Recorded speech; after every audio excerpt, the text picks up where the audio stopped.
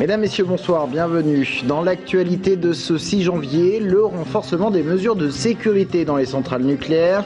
Après les incursions des militants de Greenpeace il y a environ un mois, un durcissement des mesures annoncées par Claude Guéant depuis la centrale de Chinon qu'il a visité aujourd'hui. Les équipes de surveillance de la gendarmerie seront renforcées, équipées de tasers et une centaine de caméras de vidéosurveillance supplémentaires seront installées sur site. Le 600e anniversaire de la naissance de Jeanne d'Arc et un destin scellé en Touraine. C'est à ce détail de l'histoire, ce gros détail de l'histoire française que nous nous intéressons ce soir. Jeanne d'Arc avait rencontré le roi à la forteresse de Chinon avant de s'élancer dans la bataille. Et puis les ventes privées, elles annoncent les soldes à venir. Ces derniers commenceront mercredi prochain, mais les rabais sont d'ores et déjà possibles, seulement réservés aux privilégiés, autrement dit les clients fidèles des magasins. Claude Guéant s'est donc rendu aujourd'hui sur le site de la centrale nucléaire de Chinon à Avoine, la première visite ministérielle après l'incursion des militants Greenpeace dans des centrales nucléaires de France. C'était en début du mois de décembre. Le ministre de l'Intérieur a annoncé un renforcement des mesures de sécurité. Le détail, Anaïs Michaud. Après les actions menées par Greenpeace le 5 décembre dernier dans les centrales françaises, l'heure est au renforcement des mesures anti-intrusion. À Chinon, les militants n'étaient pas entrés et s'étaient contentés d'accrocher une banderole sur la clôture extérieure. Pour vérifier le site, un important dispositif avait été déployé. Une réactivité dont se félicite la direction. Le contrat, du point de vue sécuritaire, a été rempli. Pour autant, il y a des améliorations qui ont été décidées à partir de ce qui s'est passé le 5 décembre, qui ont été développées. Renforcement notamment de la capacité de détection pour la clôture extérieure du site, en fait, la limite de propriété. Aujourd'hui, cette clôture n'est pas détectante, demain elle le sera. Et puis renforcement d'autres moyens de surveillance, type caméra, ce que j'évoquais, une centaine de caméras supplémentaires, dômes en particulier, qui seront installés pour améliorer cette capacité de surveillance. Un nombre de caméras de surveillance porté à plus de 400, la présence permanente d'une brigade cynophile sur le site et un meilleur équipement du peloton spécialisé de protection de la gendarmerie, bientôt doté notamment de tasers. Bref, un renforcement de l'ensemble des mesures de sécurité. L'objectif, c'est de faire en sorte que la sécurité des installations contre les risques terroristes soit durcie afin que la sûreté des centrales soit elle-même garantie dans des conditions d'efficacité optimales. Et pour sceller cet engagement, Claude Guéant a assisté à la signature d'un protocole d'action commune entre la gendarmerie et EDF. Le groupe, qui va investir quelques 400 millions d'euros pour la sécurité, ne devrait pas le répercuter directement sur la facture des Français, puisque les prix sont régulés par l'État. Les tarifs devraient évoluer de façon progressive, tout en restant les plus bas d'Europe. Un élément de plus s'ajoute au dossier de l'enquête sur le drame de Joué-les-Tours. On vient d'apprendre que le gendarme avait cumulé 2 traitements médicamenteux, à savoir antidépresseurs et antihistaminiques. Révélation des conclusions d'une analyse sanguine. Le 30 mai dernier, le gendarme avait fauché à la sortie d'un rond-point un groupe d'enfants après avoir perdu le contrôle de son véhicule. Une fillette de 10 ans était décédée. Et une autre information que l'on vient d'apprendre cette fois-ci sur l'affaire de Luigi Duquesne, ce jeune gitan mort dans le Loir-et-Cher en juillet 2010. Eh bien, le parquet de Blois a requis un non-lieu pour le gendarme, estimant que le gendarme avait fait usage de son arme dans les conditions prévues par la loi. Le procureur de la République a également demandé le renvoi de Miguel Duquesne, le cousin de Luigi, devant le tribunal correctionnel pour refus d'obtempérer aggravé par la mise en danger d'autrui. Il conduisait la voiture qui avait forcé le barrage de gendarmerie. Une page d'histoire maintenant, avec les 600 ans de la naissance de Jeanne d'Arc, dont c'était aujourd'hui l'anniversaire. Une héroïne de l'histoire de France. Les Français d'aujourd'hui en sont convaincus. Selon un sondage IFOP, ils sont 71% à penser qu'elle a eu un rôle important dans l'histoire du pays.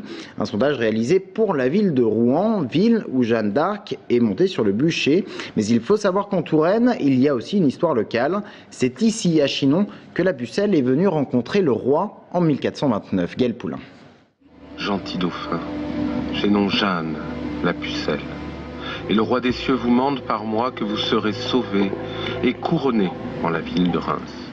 C'est en ces termes que Jeanne d'Arc se serait adressée au futur roi Charles VII lors de leur première rencontre à Chinon le 25 février 1429. La légende raconte que le roi l'aurait accueillie dans cette salle, déguisée parmi les invités pour la mettre à l'épreuve, mais la pucelle l'aurait reconnue immédiatement. Une légende répétée à travers les âges, mais les faits diffèrent quelque peu. Il l'a très probablement reçu en petit comité dans un autre lieu que cette grande salle qui était à l'époque la grande salle publique du château.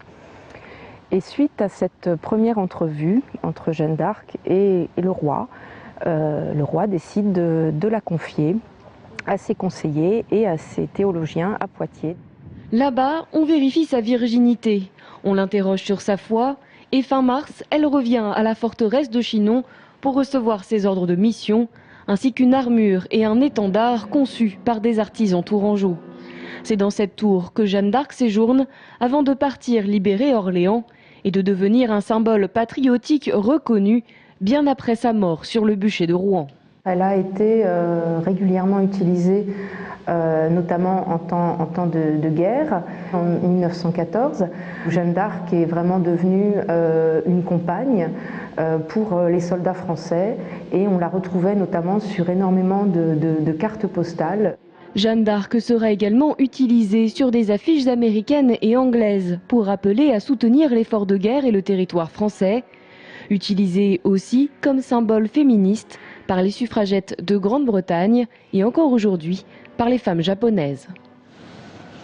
Et la forteresse de Chinon qui organise toute cette année des festivités autour de Jeanne d'Arc. Elle est également à l'honneur en ce moment même à l'église Saint-Saturnin de Blois où une messe a lieu à l'occasion de l'installation d'une nouvelle statue de Jeanne d'Arc sur site. Et puis bien sûr, ce 600e anniversaire va largement marquer les fêtes de Jeanne d'Arc à Orléans. Elle débute ce soir avec la cérémonie de remise de l'épée, suivie d'un cortège de 200 figurants. C'est un événement attendu après les fêtes et sur lesquels les commerçants comptent pour attraper un mauvais début de saison, les soldes. Ils commenceront mercredi prochain et pourtant, les rabais ont bel et bien débuté par le biais des ventes privées. Un système, vous allez le voir, qui ne satisfait pas tous les professionnels. Brian Bock. Pas encore d'étiquette rouge, pas encore d'affiche flash. C'est normal, les soldes d'hiver ne sont pas encore arrivés, mais certains magasins pratiquent déjà des prix avantageux pour les clients les plus fidèles. Ces soldes avant l'heure, ce sont les ventes privées.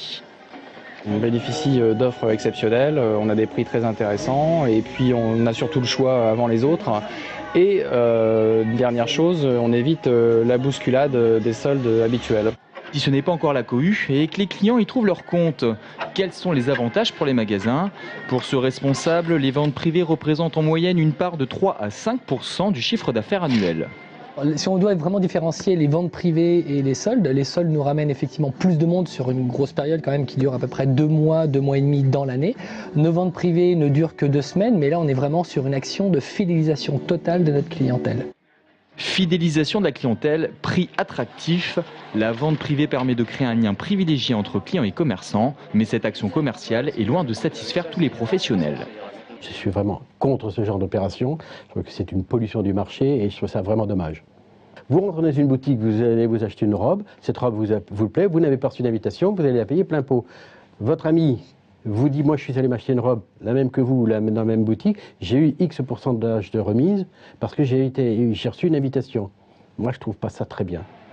Solde ou vente privée, on ne va pas se crêper le chignon. Le consommateur, en tout cas, semble y trouver son compte.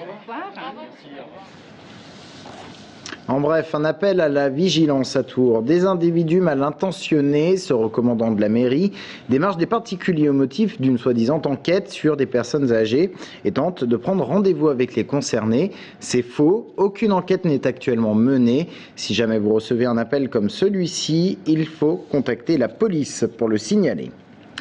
La région soutient en partie les projets écologiques. Dans le cadre de son plan énergie-climat, elle décerne depuis 3 ans des prix à des maisons écolos. Objectif, récompenser la réhabilitation ou la construction de bâtiments basse consommation.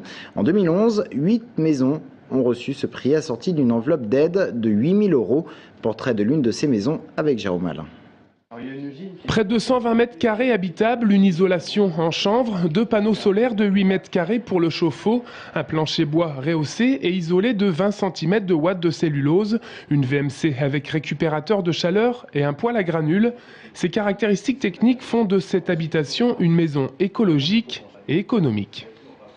C'est ce qui va aider effectivement à avoir des consommations correctes d'énergie. Le poêle est là, lui, pour chauffer quasiment 90%, pour donner 90% du besoin de chauffage à l'habitat. C'est un poêle à bois granule qui permet d'avoir des très très hauts rendements, de maîtriser parfaitement sa consommation. Ici, par exemple, on donne pour l'ensemble du chauffage sur l'année une somme de l'ordre de 300 €, et c'est à ça qu'il faut parvenir, parce que sinon, la question de l'énergie va devenir très rapidement une question absolument vitale pour tout le monde, et donc c'est un vrai objectif social d'être capable de faire une rénovation massive dans la décennie qui vient. Ici, grâce à la rénovation, la consommation énergétique a été divisée par 7. Il faut savoir que le secteur du bâtiment représente 28% des émissions de gaz à effet de serre de la région. Le plan climat régional prévoit d'isoler 34 000 logements par an et d'améliorer ainsi l'impact énergétique et climatique des constructions ou des rénovations. Le coût de réhabilitation pour cette habitation est évalué à 100 000 €, dont 80 000 € destinés à l'amélioration thermique de la maison. Le Tour FC reprend la compétition demain à 18 h, mais en Coupe de France. Le club de football se déplace à Vitré pour le compte des 32e de finale. Vitré, c'est à proximité de Rennes. La rencontre pourrait être difficile pour les Tourangeaux car le club d'Ille-et-Vilaine est habitué de la Coupe de France. Jean-Maurice Prin, Jérôme Alain. Après 2 résultats sur le plus petit des scores, 1-0 à Avion et à Brive, le TFC se prépare une fois de plus à se déplacer chez un club amateur, en l'occurrence à Vitré, pensionnaire de CFA2. Un petit sur le papier, mais même les petits ont de l'envie. Comme vous dites, on joue contre des petits, entre guillemets, donc leur motivation elle est immense, donc c'est difficile de produire du jeu, de faire vraiment des matchs parfaits.